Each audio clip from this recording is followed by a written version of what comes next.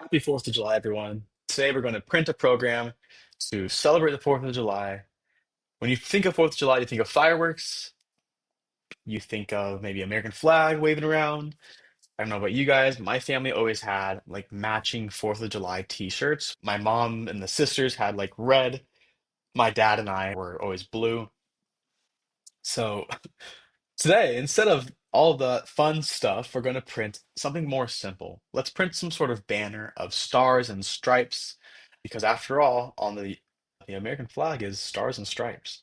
So we can do something very simple. We could just run our program and say print this stuff, and it looks kind of cool.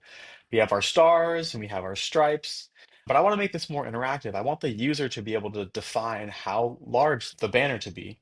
So I'm going to ask the user how many columns you want and how many rows you want. And then after it all, we're going to try to print off some fireworks and make it really fun.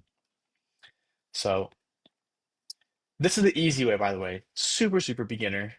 Just run your program, print exactly what you want. But if you want to make it more dynamic, then we got to ask the user for their input. How many rows? And we're going to ask for columns. How many? Whoops. How many columns? And just to clarify, the rows, this is one row, this is two row. So there's a total of 5 rows here. And columns, this would be one column, this would be a column, this would be a column. So it's basically how long, columns is how long you want the flag, and rows are is how tall you want the flag. I need to basically get their input, which is going to be a number, and I want this to be a number, so I need to convert it to an int. We want to be able to work with integers. And if we want to print these off in some sort of loop, I want this to happen for every row. So I want 10 rows if the user asks for 10. Let's see, for row in our range of rows. And we're going to print stars, like a bunch of stars. And how many stars are we going to print? We're going to print, actually, let's do this. Yes, we're going to print the number of columns. Yeah. So if the user wants a flag that's 20 in length, then we'll print stars 20. Not putting a space in here because I like this space. We could not do the space. We'll see how it looks like actually. But let's try to do this. We will print our stars and we'll print our stripes, which will be equal signs. And we'll do this the number of rows. Print this. Let's do number 5. How many columns? Let's do 10. So it is 10 across. And we did it 5 down. So we did, this is 1 technically because all both of these are in our for loop. And we did this 5 times total. Cool, that looks good. I actually like these spaces in between, so I'm gonna try to run it just to see how it looks like. Let's do 5 and 10. Looks a little bit, there's something missing. Yeah, see, this one isn't quite right. So I can do columns minus 1 probably, and we can fix that. Do 5 and 10. Oh, columns minus 1. Put this in parentheses because we're following the rules of PEMDAS. Remember PEMDAS from high school? Okay, that looks like what we want. That's awesome. But what I'm doing with my for loop, I'm printing both of these. So instead of one row, I'm printing off 2 rows. So if I really wanted to make it one row at a time, I basically need to do this or this. I can't do both. And one way that we can solve this problem is by putting both of these in an if statement. So I can say if row, I want to see if the row is like a even number. If it's an even number, and this is how you determine if the row is an even number. So for example, if we're counting up to 10, the very first time it runs, row will be 0. 0 modulo 2 is 0. And the next time it runs, row will be 1 because we're counting up to 10. 1 modulo 2 is not going to be equal 0. It's going to be 1. So we'll have an else statement to capture this part right here. So for even numbers, of our row, it's going to print the stars. And for odd numbers, it's going to print the stripes. So let's go ahead and clear this and we'll run this. How many rows? Let's do 15 and columns 15. We're going to make a humongous flag. Awesome. This is exactly what we want. So there's 1, 2, 3, 4, all the way to 15. 15 exactly rows. Sweet. So we're able to get user input, display all the stars and stripes in a for loop. We're able to alternate between showing stars and stripes using an if statement. Looks good, but I think I want to do something more. What if we did, what if we showed some sort of like fireworks? So I want to print maybe like an empty line and say, get ready for a firework show. And let's print something simple for now. We'll go boom, pow, and kazam, all right? Just like the old school comics. How many rows? We'll do 10 rows and 15. Get ready for a fireworks show. Boom, pow, kazam. Sweet. One thing that we can use, you know how if you have a cell phone, there's emojis that like firework emojis. Let's see. Firework emojis. Emojipedia. Let's look at fireworks. Cool. This is exactly what we want. Let's copy this. Hope that works. We'll copy this one and we'll copy this one. Am I missing any other really cool emojis that I could use? How many rows? We'll do 10 and 15 again. Fireworks show. Bam. Okay. This is cool and all, but it's just kind of boring. It's not a very exciting fireworks show, you know? It's just like boom, boom, boom, or boom, pow, kazam, you know? I want like a boom, kadazzle, spadazzle, explosion, bam. I want them to like, be popping on the screen, you know? Like almost like unpredictably.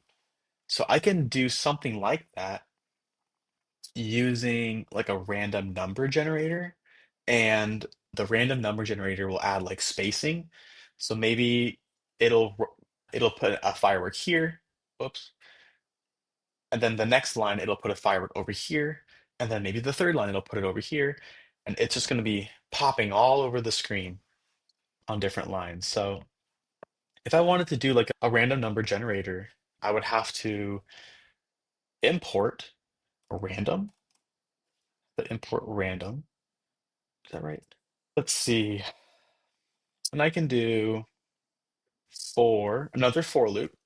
Let's say I want 10 fireworks to show up, okay? For firework. Now, I'm going to use an underscore for this one in 10. So this is basically, oh, actually, we got to use our range again because we're counting up to 10. So this is going to do it 10 times. And now I want to add certain numbers of spacing. So I'm going to do random dot rand int, a random integer between 0 and 10. I'll just call it spaces. This is going to give me a random number between 0 and 10. And with it, I can print a bunch of spaces, really. And then lastly, I can print, let's see, whoops. Yeah, let's print our firework. Cool. Let's see. If I print this, we'll get rid of these for now. I'm going to comment them out. Let's run our program. I think I need a plus sign. There we go. How many rows? We'll do 5 rows this time and 10 columns. Okay, looks decent. So the fireworks are like kind of going all over the screen like I wanted to. And we have our flag, our banner up above. Okay, but think about this. It's 4th of July. You're sitting in a lawn chair, you're drinking a soda, you're looking at the sky, and there's fireworks. The fireworks don't just all go off like this, you know, like bam in the blink of an eye. It's like 100 million fireworks, and then they pop up at different times. So I want to be able to mimic that, like in 1 second, this firework goes. The next second, this firework goes. The third second, this firework goes. So we need to add some sort of like a timer. Like, okay, do one firework and then wait and pause. Imagine somebody lighting the next firework and then boom, the next one. appears on our screen. And we pause, and boom, the next one appears on our screen. So let's do that. For that, we're going to need to use, we're actually going to need to import another part into our Python program called time. Time, time.sleep. This basically allows Python to sleep. The program is just running and running, and the program is going to run so fast. But if you tell it to sleep, the program can say, okay, I can rest. I can rest for a little bit. And the amount of time you can say, I want you to rest for 10, this is seconds. So 10 seconds. Or I could do it a very small amount, like I want you to rest for half a second.